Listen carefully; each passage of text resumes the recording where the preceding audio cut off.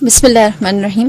میں تھوڑا سا مقدمہ بتاتی چلوں کہ شیطان جو ہے در حقیقت وہ جیسے سب جانتے ہیں کہ وہ اللہ کی ایک اچھی مخلوق تھا، اور پھر اس کے بعد جب اسے کہا گیا سجدہ کرنے کے لیے اور ساری بات ہوئی تو اس سے گناہ ہوا اور اسے نکالا گیا. جب اسے نکالا گیا تو اس نے پروردگار عالم سے یہ کہا کہ پروردگار میں تیری سلطنت سے نکلتا ہوں، یعنی جنت سے نکلتا ہوں، لیکن جب میں تیری جنت سے نکلتا ہوں اور میں اطراف میں نظر کرتا ہوں، آگے پیچھے دیکھتا ہوں، تو مجھے کہیں پر بھی تیرے سوا کچھ نظر نہیں آتا.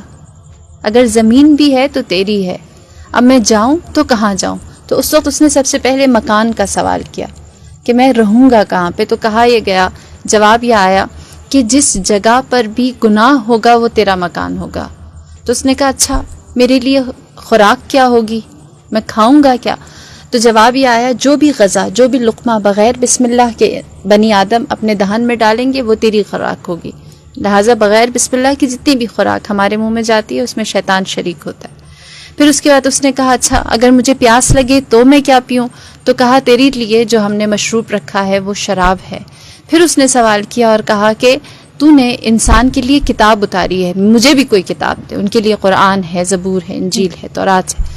تو اس وقت کہا یہ گیا کہ تمہارے لیے جادو ٹونا کی کتاب ہے. پھر اس نے سوال کیا اور کہا کہ تو نے انسان کے لیے دعا کا راستہ رکھا ہے، وہ جو 4 سمتوں سے اس کے اختیار دیا گیا ہے، اور اللہ نے جو 2 سمتیں انسان کے لیے رکھی ہیں، ایک دعا اور دوسرا سجدہ ہے. صحیح. تو ان کو ہتھیار دیا ہے دعا کا اور سجدے کا، مجھے بھی ہتھیار چاہیے. تو اس وقت یہ جواب دیا گیا کہ تمہارے لیے سب سے زیادہ مضبوط ہتھیار عورت ہے، جس کے ذریعے تم انسان کو، بنی آدم کو، اولاد آدم کو گمراہ کر سکو گے.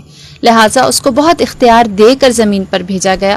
اور پھر یہ کہا گیا، جیسے ماریہ نے بھی اشارہ کیا، اس نے کہا کہ میں چاہتا ہوں خدایا میں نے تیری اتنا عرصہ عبادت کی ہے، 40,000 سال زمین پر کی، 40,000 سال آسمان پر کی، 40,000 سال پہلے آسمان پر کی، اور اسی طرح پورا لمبا سلسلہ ہے، 7 آسمانوں پر اس نے اللہ کی عبادت کی. میں نے اتنی عبادت کی، مجھے اس کی جزا کیا ملے گی؟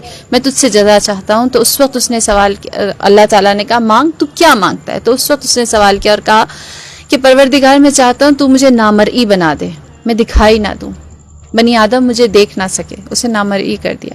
پھر اس نے کہا کہ مجھے اس بات کا اختیار دے کہ میں جو انسان کے ذہن میں خیالات خطور کرتے ہیں اس میں وسوسہ ڈال سکوں. لہٰذا اسے یہ اختیار بھی دے دیا گیا. پھر اس نے کہا کہ پروردگار مجھے یہ اختیار دے کہ میں انسان کے خون میں روان ہو جاؤں. بس اس سے کہا گیا تیرے اعمال کی جزا یہ ہے کہ انسان کے خون میں رواں ہو جائے. پھر اس کے بعد اس نے سوال کیا اور کہا کہ مجھے آخری اختیار یہ چاہیے کہ انسان کے اوپر جب قبض روح کی جائے گی اس وقت مجھے اجازت دے کہ میں وقت آخر انسان کی قبض روح کے وقت اس پر آؤں اور اس سے وہ چیز منواؤں جو میں منوانا چاہتا ہوں. لہٰذا شیطان کو یہ اختیار بھی دیا گیا. رہی بات کہ کیوں یہ اختیار دیا گیا، وہ عبادت جو اس نے اتنا عرصہ اللہ کی تھی اس کی جزا کے طور پر. صحیح. اور اس جزا کا سب سے بڑا جو اس کی جزا ملی ہے، سب سے بڑی جزا یہ ہے کہ خدا نے اسے موت نہیں دی. وہ حی ہے نا، بالکل وہ زندگی اور موت دینے والا ہے. اس نے اس سے موت نہیں ڈالی اس کے اوپر، اس سے کہا تو زندہ ہے. بس خدا نے اپنے دشمن کے ساتھ بھی انصاف کیا ہے. بس جب شیطان کے اوپر ہم نظر کرتے ہیں، اور اگر کبھی آپ شیطان کے اوپر ریسرچ کریں، آپ دیکھیں جتنا ہم شیطان کو جانتے ہیں نا، جتنا اس کے بارے میں ہمیں اس کی ہسٹری اور اس کا ہمارے اوپر حملہ اور اٹیک کرنے کا طریقہ اور اس کی اولادیں، اور پھر اس کے بعد وہ کن انداز سے کس طرح حملہ کرتا ہے، یہ ساری چیزیں پڑھتے، اتنا زیادہ شیطان کی جتنی شناخت ہوتی ہے اتنی رحمان کی معرفت ہوتی ہے کہ خدا نے شیطان کے ساتھ کیا رحمانیت دکھائی ہے. بس اس کی سب سے بڑی وجہ یہ تھی کہ خدا رحمان و رحیم اور منصف اور انصاف کرنے والے نے اس کو اس کے اعمال کی جزا کے طور پر جو اس نے مانگا سب کچھ دے کر مسلح کر کے بھیج دیا. اور پھر پروردگار عالم نے کہا کہ اے شیطان تو عابدین کو بھی اپنے جال میں پھنسا سکے گا، تو زاہدین کو بھی، تو علماء کو بھی پھنسا سکے گا، جہاد کرنے والوں کو بھی، لیکن میرے مخلص بندے تیرے اختیار میں نہیں آئیں گے.